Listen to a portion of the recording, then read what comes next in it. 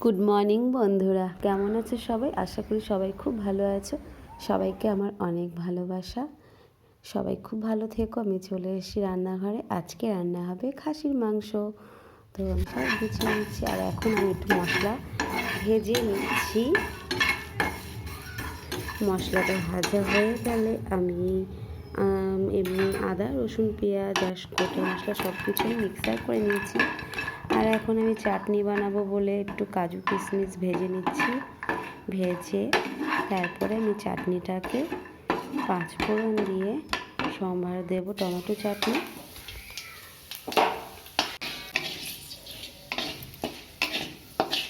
আর অন্য কোনো কাজ আমরা না করলেও আমাদের চলে, কিন্তু যতই আমাদের শরীর খারাপ থাকুক, যা কিছুই হোক, রান্নাঘরে না গেলে কিন্তু আমাদের মেয়েদের একদম চলে না। যাদের মনে করো কেউ বাড়িতে নেই, তাদের কথা বলছি। যেমন আমাদের বাড়িতে আমি আছি, তো আমাকে যতই যা কিছু অন্য কোনো কাজ না হলেও, না পারলে করলাম না, সেদিন রেখে দিলাম, একদিন পরে করলাম।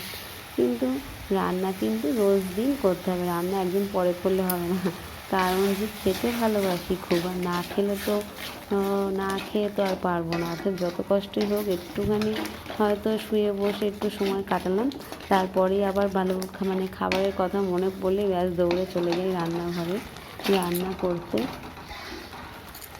আর কখনো কখনো এরকম মনে হয় যে আজকে এটা খাবো, বা এরকম ওটা খেতে ইচ্ছা করছে, খাবারটা যদি আমার মুখের সামনে চলে আসতো, কেউ ধরতো। তো সেটা তো হয় না, খুব কমই হয়। আর কিছু মানুষ আছে যারা একদম খুব কুঁড়ে, খেতে তারা ভালোবাসে কিন্তু নিজেরা রান্না টান্না করতে অত ভালোবাসে না। কিন্তু এখন অনেক দেখছি রান্না করাটা খুব ফ্যাশন, রান্নাটা করতে অনেকেই দেখছি ভালোবাসো।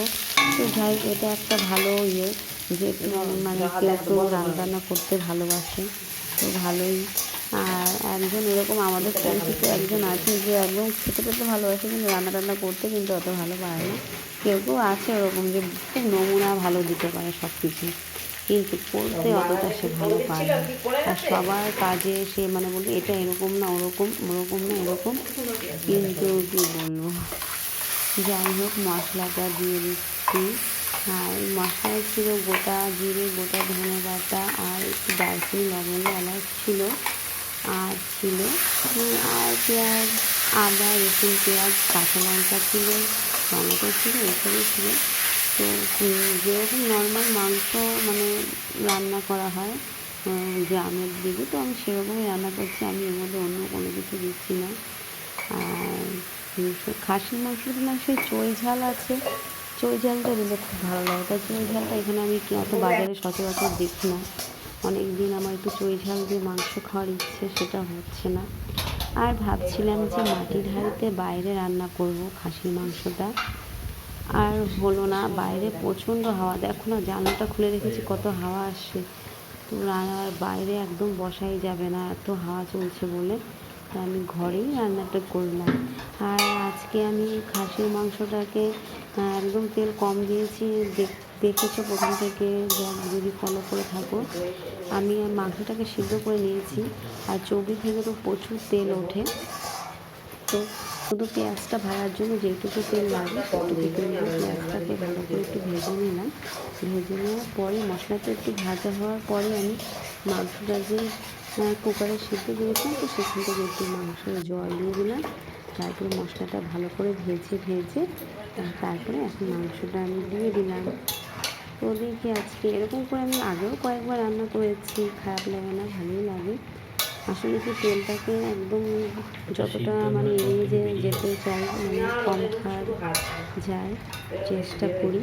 কিন্তু মাছ মাংস কম বেশি খাওয়াই হচ্ছে, সে তেল আর কম বললে আর কম আর কোথা থেকে পাচ্ছি না করতে, সত্যি কথা বলতে, কিন্তু একটু চেষ্টা করি।